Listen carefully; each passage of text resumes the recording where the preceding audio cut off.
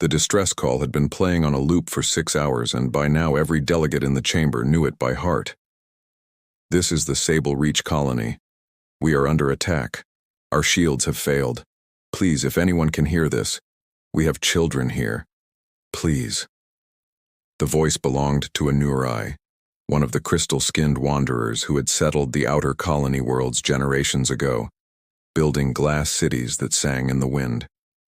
They were a people who had never once, in their recorded history, raised a weapon against another living thing. Ambassador Elira Voss stood before the curved table of the Meridian Concord's ruling council, her thin, translucent fingers trembling slightly against the edge of her datapad. 12 senior counselors sat in silence, none of them willing to be the first to speak. The call has been repeating for 3 days, Elira said finally. Sable Reach's outer settlements are already gone. The raiders are moving toward the central dome now. If we don't act within hours, there won't be anyone left to save. Counselor Brenathal, an ancient being whose skin had hardened over centuries into something like polished stone, folded his hands slowly. We feel for the Nurai, Ambassador, truly. But Sable Reach sits at the far edge of conquered space. No peacekeeping fleet we have could reach them before it's over. It was the same answer Elira had heard from every corner of the Concord for 3 straight days. The Telesh couldn't spare ships because of a sacred observance. The Corvain fleet was still recovering from border skirmishes of its own. The gentle Aviani simply had no warships to send at all. Counselor Pren Yashul, a delegate whose translucent wings folded and unfolded with agitation whenever she spoke, rose from her seat further down the table. We keep returning to the same conclusion, Ambassador, that there is nothing to be done. Perhaps it would be kinder to simply tell the Nurai that, rather than let this call repeat itself into their final hours. There is one option we haven't tried, Elira said carefully, and felt the room's attention sharpen before she'd even finished the sentence. Earth. The chamber went utterly still. Even the looping distress call seemed to fade into the background of that silence. The humans, Counselor Athal said, his voice barely above a whisper. Ambassador, they are barely 5 years into Concord membership. Their world tried to kill them at every turn of their evolution, and instead of yielding to it, they fought it and won. That is not a species I would invite lightly.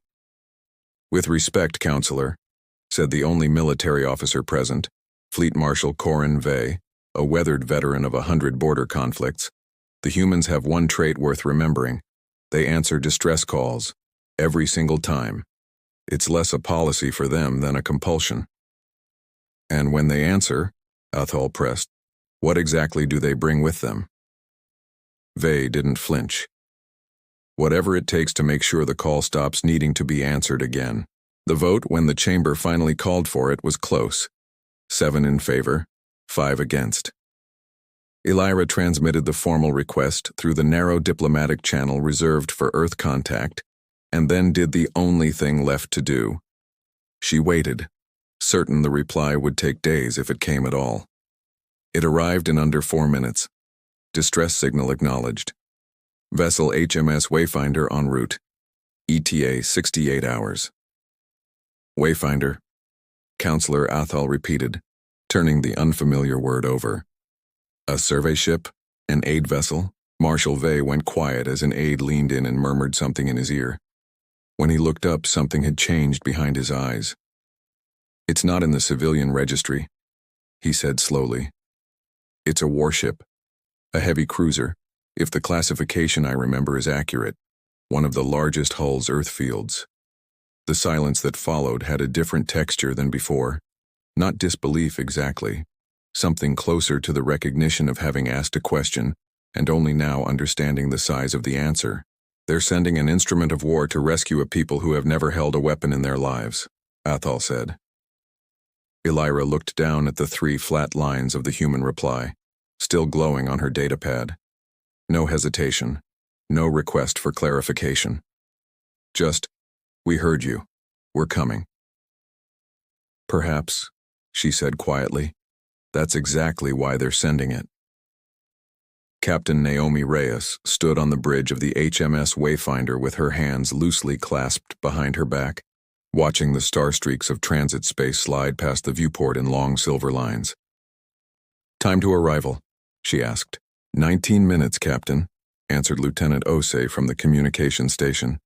"The Sable Reach signal is still broadcasting. No change in content." 3 days of hard transit to reach the edge of a system that had been screaming for help the entire time. Reyes had read every version of that recording so many times the words had stopped feeling like words and started feeling like something lodged under her ribs. "Tactical display," she said, and Commander Aldrich Shaw, her first officer, brought a holographic projection to life at the center of the bridge. A pale gold world rotated slowly at the heart of it, ringed by 6 crimson markers. 6 Raider vessels confirmed in orbit, Shaw reported. "No defensive formation. They're not expecting anyone." "Why would they be?" Reyes murmured. "Nearest Concord outpost is 2 weeks out at best speed." "We're not exactly Concord, though," Shaw said, a faint edge of a smile at the corner of his mouth. "No," Reyes agreed. "We're not." Dr. Amara Osei Bonsu, the ship's xenobiologist, no relation to the lieutenant at communications, a fact that had generated exactly one running joke across 3 years of deployment, stepped onto the bridge with a data slate cradled against her chest. "Captain, I've finished reviewing everything the Concord archives have on the Nurai," she said. "It's worse than the initial briefing suggested." "Go on." "They evolved on a world with no predators, no natural disasters, nothing to select for aggression at all," Amara said, pulling up an image of tall, faceted beings whose skin refracted light like cut glass. "Their entire biology developed around cooperation. They're also low-level empaths. Not full telepathy, more like an emotional resonance. When a Nurai is close to strong feeling, especially fear, others nearby feel an echo of it. So when the Raiders kill one," Shaw started, "everyone nearby feels it happen," Amara finished. "It isn't just a massacre to them, Commander, it's a wound that spreads." The bridge went quiet for a moment, the weight of that settling over the crew. "And when they feel us coming," Reyes said slowly, "what exactly will they sense?" Amara hesitated. "That's the difficulty, Captain. They'll feel that we're capable of violence, that we're prepared for it, comfortable with it in a way they've never had to be. It might frighten them nearly as much as the Raiders do, at least at first. Then we'll have to show them the difference," Reyes said, "between being capable of something and choosing to use it." She turned to the tactical display, to the 6 red points scattered carelessly around a world that had no way to defend itself, and something in her expression settled into a stillness that the crew of the Wayfinder had learned, over years of service beside her, to read as a warning meant entirely for someone else. "Exit transit in 5, called the navigator. "Combat stations," Reyes ordered. "Full stealth on emergence. I want to see them before they know we exist." The Wayfinder dropped out of transit at the very edge of the Sable Reach system, its dark hull swallowing light rather than reflecting it, invisible against the void. "Stealth systems nominal," reported the tactical officer. "We are running silent." The main view screen resolved the planet in full detail.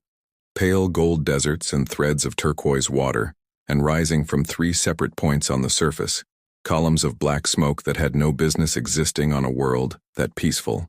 "Magnify," Reyes said, and the image sharpened on what had once been a settlement of glass towers, half of them shattered now, Raider transports weaving between the wreckage like carrion birds. "Life signs concentrated in 3 locations," the sensor officer reported. "Consistent with detention encampments. Raider ground forces are moving through the largest dome systematically."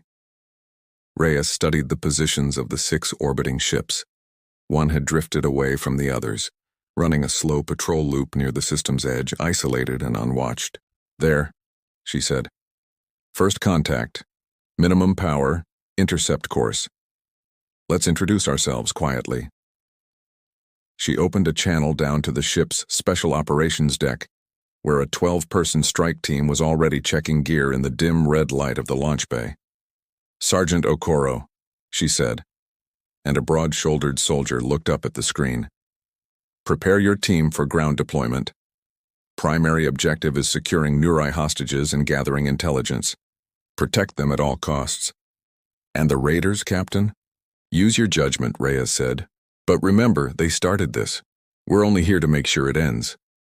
The isolated raider vessel never saw the Wayfinder coming.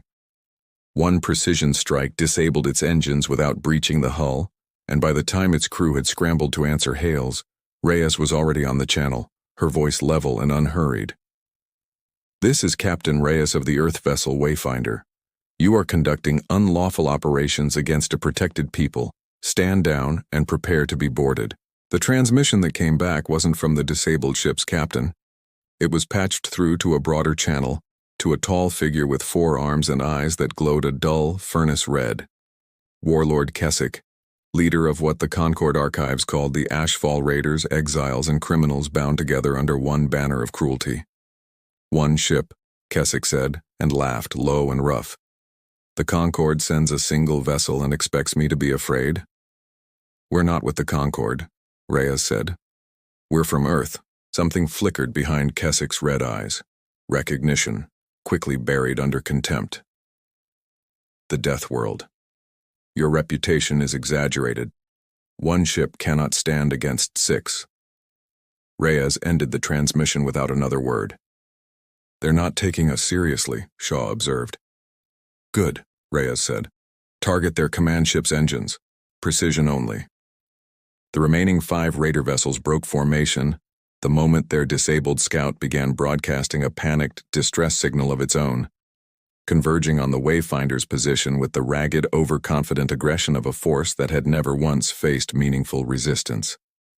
Keswick's flagship, the Hollow Crown, led the charge, its weapons batteries already glowing as it closed the distance. They're committing everything at once, Shaw noted, watching the tactical plot. No coordination, no reserve. They've never needed one, Reyes said. Helm, evasive pattern gamma. Weapons target the Hollow Crown's forward batteries, minimize casualties where you can. I want this fleet disabled, not annihilated, if it can be helped. The Wayfinder danced through the raiders' opening barrage with the practiced precision of a crew that had trained for exactly this kind of asymmetric engagement, its return fire methodical and restrained, even as enemy weapons fire scored bright, harmless flares across its shields. 2 raider vessels lost engine power within the first 3 minutes. A third began venting atmosphere from a weapons deck struck with surgical accuracy. It should have been over quickly. It wasn't. Keswick, watching his fleet falter, did something Reyes hadn't accounted for. He ordered the 2 undamaged raiders to break off entirely and set a new course, not toward the Wayfinder, but down toward the planet's surface, directly above the largest remaining Nurai encampment. Captain, they're moving to bombard the ground positions, Shaw said sharply. If they can't win the fight up here, they mean to make sure there's nothing left worth protecting. Reyes's jaw tightened. Intercept course maximum burn, get between those ships and that colony. On the surface, Sergeant Malik Okoro led his team through the ruins of a shattered dome city, moving low between fallen glass columns that still hummed faintly with residual resonance from whatever ancient architecture had made them sing in better days. Ahead, a converted detention structure held hundreds of Nurai prisoners, their crystalline skin glowing faintly with distress even in daylight. 6 raider guards patrolled the perimeter, careless in a way that spoke of a species that had never once faced resistance. Simple entry, Okoro's scout whispered. They're not expecting company. Non-lethal where we can, Okoro said. Remember, every death here echoes. We minimize that as much as we possibly can. The strike went fast and quiet, stun weapons dropping raider guards before most of them fully registered the threat. Within 90 seconds, the entrance was secure, and Okoro's team moved inside to find something none of them expected. The Nurai prisoners weren't cowering.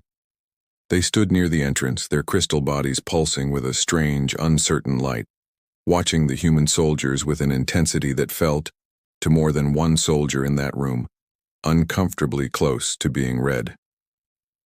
An elder Nurai stepped forward, taller than the rest, her faceted skin catching the light like a held breath. We felt your minds approaching, she said, her translated voice soft and layered, like several voices speaking in careful unison. You are different from the ones who took us. My name is Sergeant Okoro, he said, lowering his weapon. We're here to help. The elder studied him with eyes like polished amber. Your mind holds a great deal of shadow, she said, but it is shaped around something else, something you are trying to protect. That's about right, Okoro said quietly. Oh. She told him her name was Vesa, an elder of her people, and that she had felt every death of every Nurai the raiders had claimed, each one landing in her chest like a stone dropped into still water. There is only hunger in the ones who took us, she said. But you, she tilted her head considering, you carry both the hunger and the will to resist it. I have never felt a mind built quite that way. The alarm sirens cut through whatever answer Okoro might have given. Through the shattered dome walls, more raider transports were already descending. They know we're here, his scout said tightly. Defensive positions, Okoro ordered. Protect the Nurai. What followed was not a battle so much as a demonstration, where the Nurai could only retreat from violence. Having no framework for meeting it, the human soldiers absorbed the raiders' aggression and returned it with a controlled, almost surgical precision that left the attacking force disoriented within minutes. The raiders, used to easy conquest, found themselves outmaneuvered at every turn, ambushed from angles they hadn't considered, herded into crossfires they hadn't seen forming. From behind a fallen column, Elder Vesa watched with an expression her people had no word for, because they had never needed one. It was something between awe and grief. Awe at what these strangers could do, grief that doing it was necessary at all. They fight like they were built for nothing else, she said to no one in particular. Okoro, catching sight of raiders herding a cluster of terrified Nurai as living shields, crouched beside Vesa. Can your people send a thought to all of them at once? Something simple? If we focus together, yes. Tell them to drop the moment I say now. Vesa closed her eyes. Around her, a dozen Nurai joined the resonance, their light intensifying in a slow, rising pulse. Now, Okoro said. Every captive dropped to the ground in the same instant, and in the half-second of confusion that followed, his team's stun fire found every exposed raider before they could recover. It worked, Vesa breathed, something like wonder threading through her translated voice. We have never used the resonance this way, as a weapon. Not a weapon, Okoro said, already moving toward the next group. A shield. There's a difference. The Wayfinder surged toward the two breakaway raiders, weapons cycling back to full charge, but the distance was too great to close before their bombardment run began. On the bridge, every officer understood the math even before Shaw said it aloud. We won't reach them in time, Captain. Reyes opened a channel to the surface instead. Okoro, 2 raider vessels inbound on your position, bombardment run, ETA under 2 minutes. Can your team reach defensive cover? Negative, Captain. We've got over 300 Nurai in the open with nowhere to move them fast enough. For a single terrible second, the bridge held its breath. Then Elder Vesa's voice came through the same channel, calm in a way that cut through the tension like a struck bell. We have shelter, she said. The old resonance halls beneath the plaza. They were built to withstand storms in the time before we forgot such things could threaten us. If your soldiers can guide us there quickly, we will fit. Do it, Reyes said. Okoro, move them now. What followed was the strangest 60 seconds of Malik Okoro's career. Soldiers and glass-skinned strangers moving together at a dead run across an open plaza, human hands steadying Nurai elders too frail to move quickly on their own. Children carried on shoulders never built to carry that particular kind of trust before today. The last of them cleared the resonance hall doors with 11 seconds to spare before the sky above the plaza lit white with impact fire, raider ordnance chewing craters into empty ground where a city's worth of people had stood only moments earlier. In orbit, the Wayfinder finally closed the distance, its weapons finding the 2 raider vessels before they could regroup for a second pass. Neither survived long enough to attempt it. Ground positions? Reyes asked, breathing again for what felt like the first time in a full minute. All accounted for, Okoro reported. and there was something rough in his voice that hadn't been there before. "Captain, the Nurai saved their own people down here as much as we did. I need you to know that." "Noted, Sergeant," Reyes said quietly. "And appreciated." 3 raider ships coordinating a strike the moment it dropped from a short-range jump, energy fire raking across its port hull, hard enough to shudder the deck plating beneath every crew member's boots.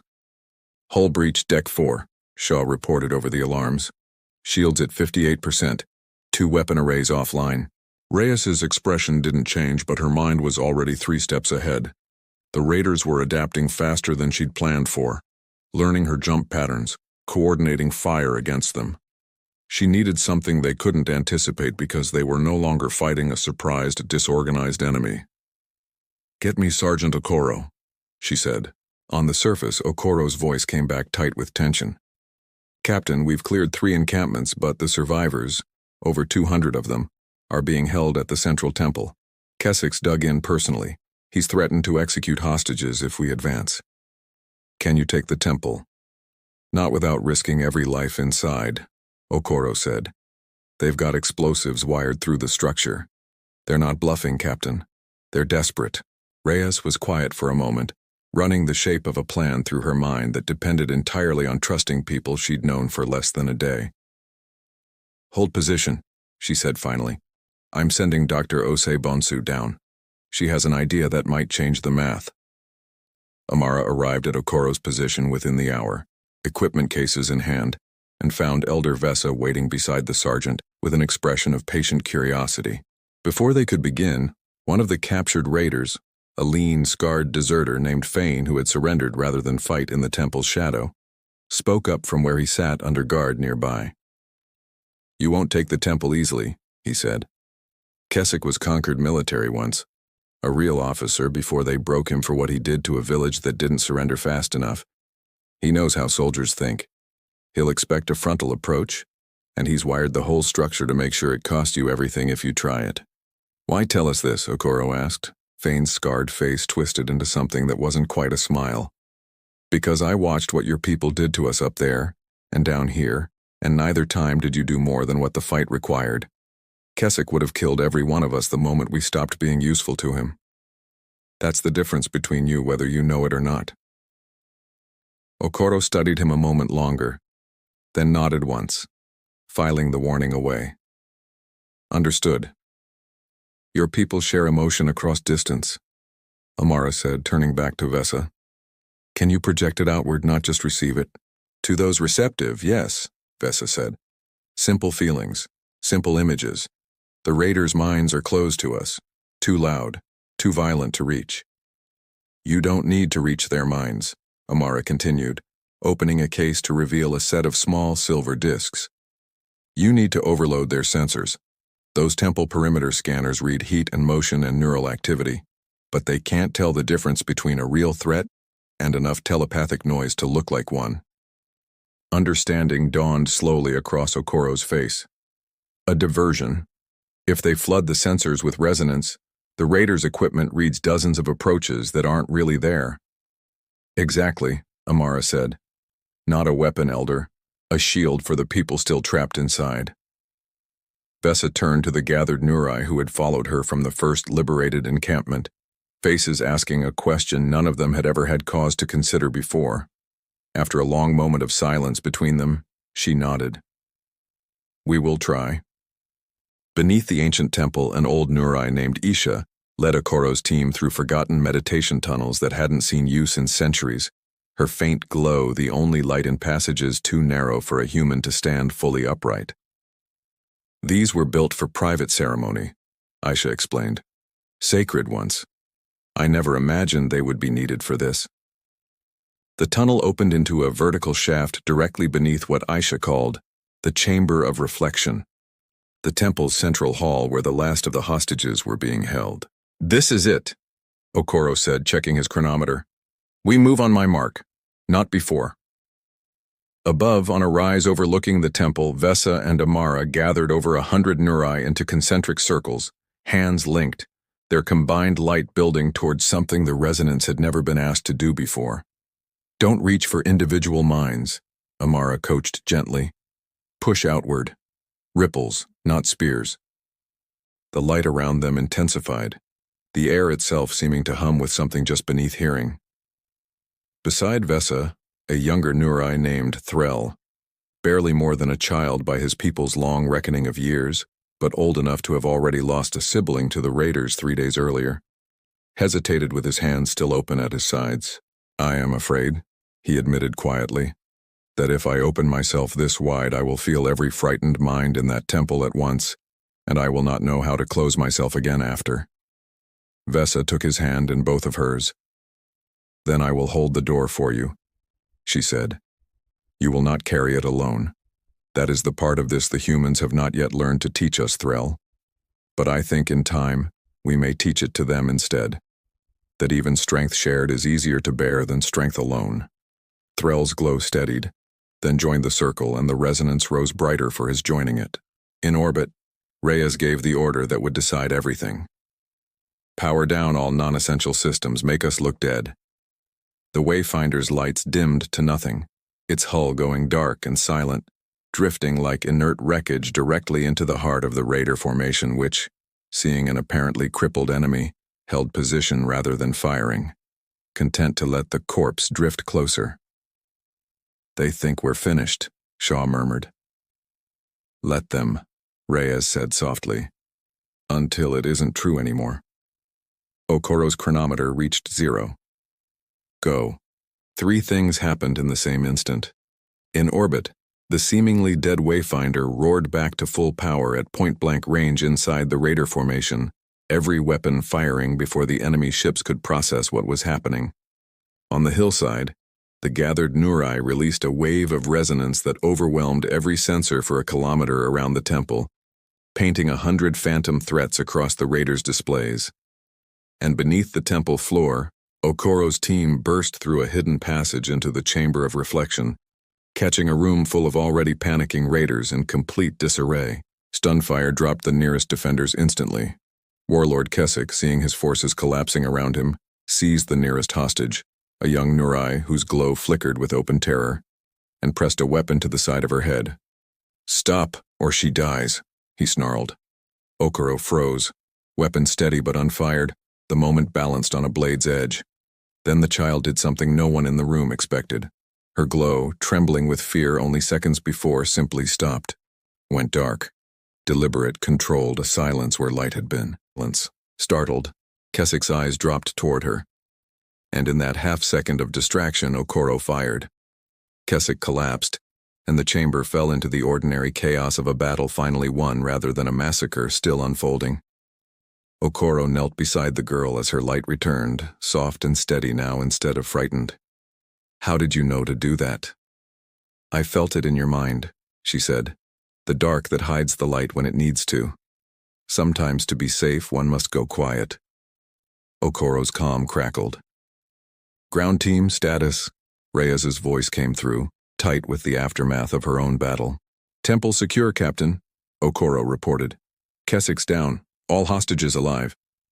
Same up here, Reyes said. Raider fleet neutralized. Sable Reach is secure. Okoro looked around the chamber, at human soldiers and glowing Nurai standing together amid the wreckage of a fight that neither could have won alone. What happens now? He asked. Now, Reyes said, we show the galaxy what happens when someone answers a call for help, and what it costs to ignore one. 3 days later, a Concord diplomatic vessel eased into orbit above Sable Reach, its sensors sweeping across the wreckage of 6 raider ships still drifting under the watchful presence of the scarred, blackened hull of the HMS Wayfinder.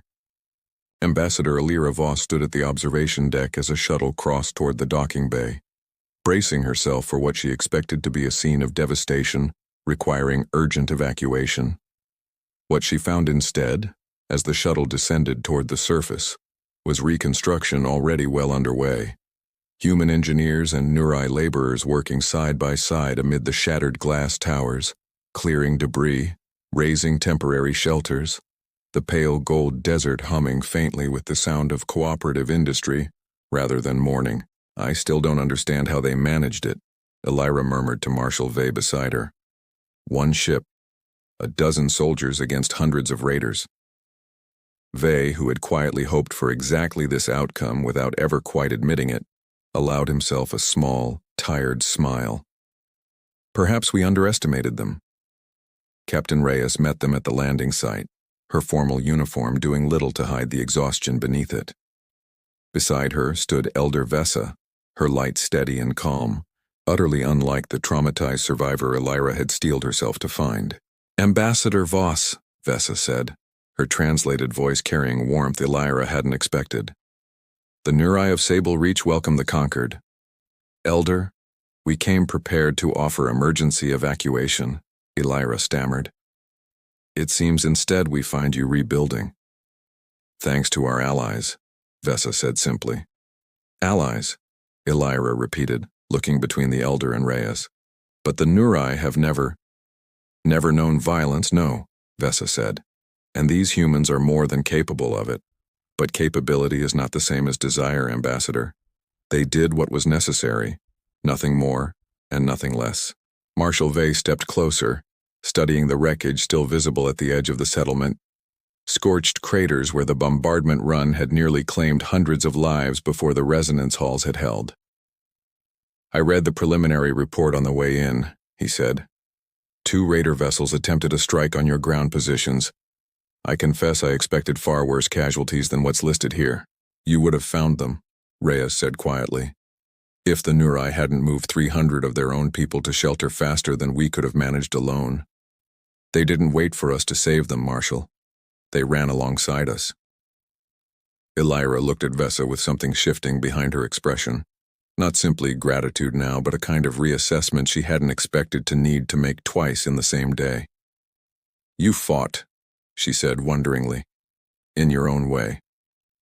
"We endured and we moved and we trusted strangers with our children," Vesa said.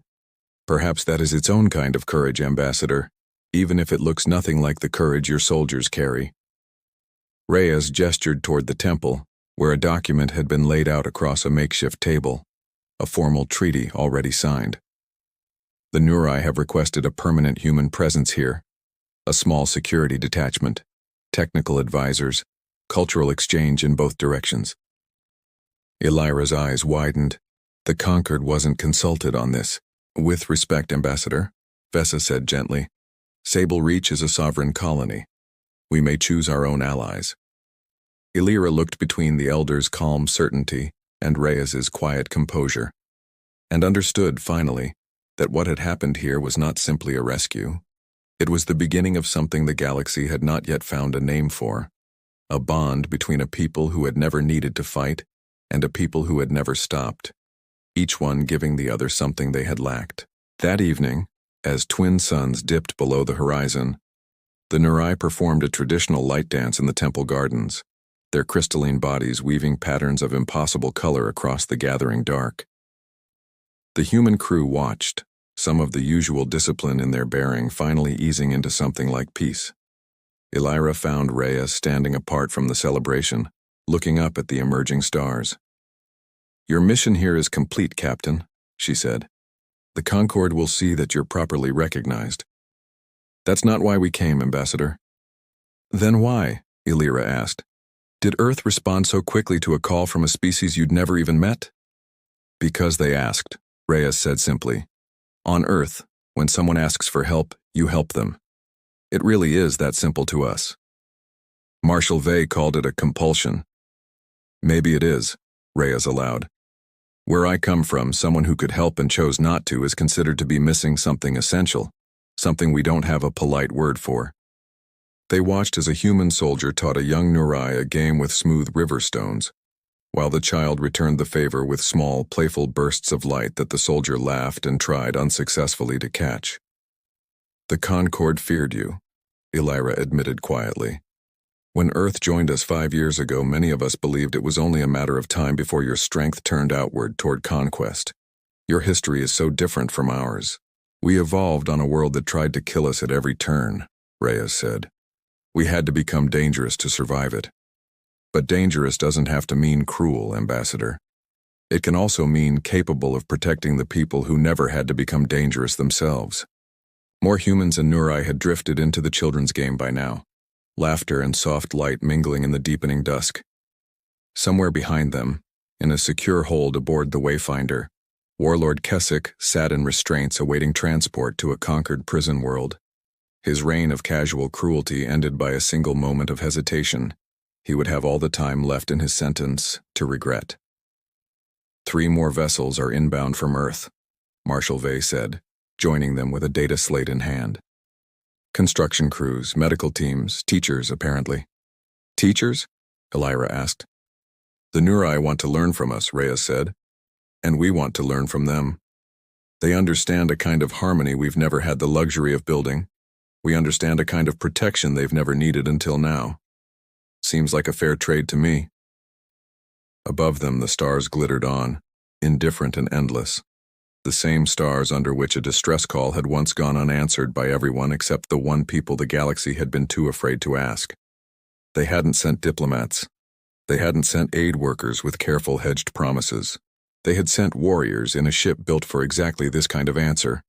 And in doing so, they had brought not just rescue, but the first thread of something the galaxy had never quite managed before. A peace built not on the absence of danger, but on the presence of someone willing to stand between it and the people who couldn't stand against it themselves.